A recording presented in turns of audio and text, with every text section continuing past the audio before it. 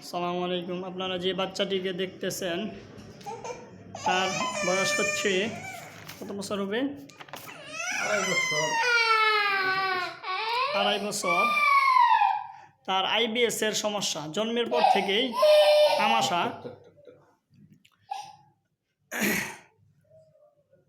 তাকে আগে আমরা সিপিয়া দিয়েছিলাম। দুধ খাইলেই তার আমাশা হয় নাকি?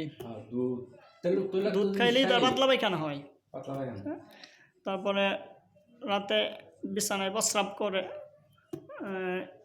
শোয়ার কিছুক্ষণ পরেই রাগ বেশি ইত্যাদি আরও লক্ষণে আমরা তাকে সিপিয়া দেওয়ার পরে এখন প্রস্রাবটা 5-6 বার থেকে 2 বারে আসছে। তো এখন তার রাখেন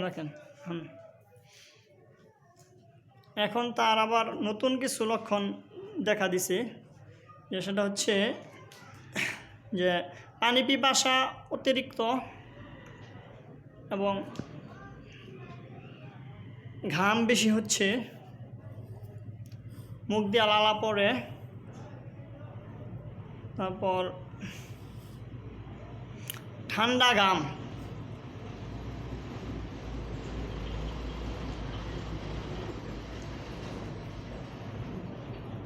অত্যধিক ঠান্ডা এবং রাতে বিছানায় শুইলে ঘাম বাড়ে। ঠিক আছে তো? প্রচুর ঘাম। আচ্ছা। আর পায়খানার সাথে আম যায়, এখনো একটু বাদামি কালারের পায়খানা। আর বাচ্চার মেজাজ অনেক রাগী। ঠিক আছে তো? অনেক রাগী। আর মিষ্টি খেতে চায় বেশি, মিষ্টি খেতে চায়। তারপরে তৈলাক্ত খাবার, মাংস এগুলো পছন্দ করে। আর মুখে ঘা আছে, এটা এখন দেখানো যাবে না। তো বাচ্চার মুখে জিহ্বার নিচে ঘা আছে। তো জিহ্বার নিচে ঘা আছে। এই ঘাটা কতদিন ধরে? এটা অনেক আগে থেকে। আচ্ছা। তো পায়খানার পরে অনেকক্ষণ কুদ দেয়। কতক্ষণ বসে থাকে? দৌড়াদৌড়ি করে,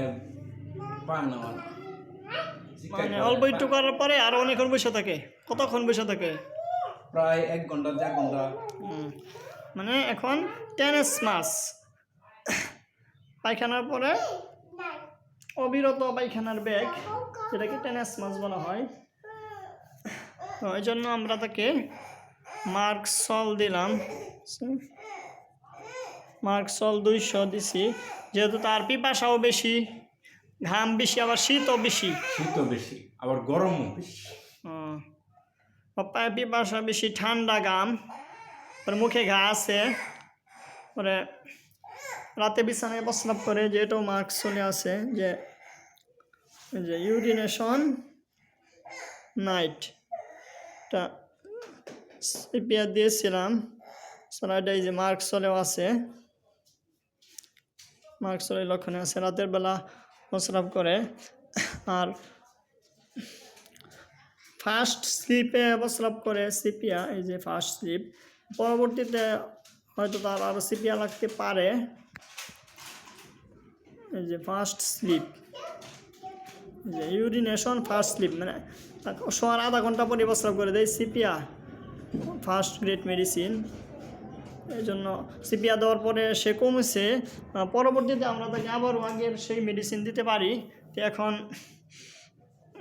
আপাতত আমরা মার্কসল তাকে দিচ্ছি। সবাইকে ধন্যবাদ।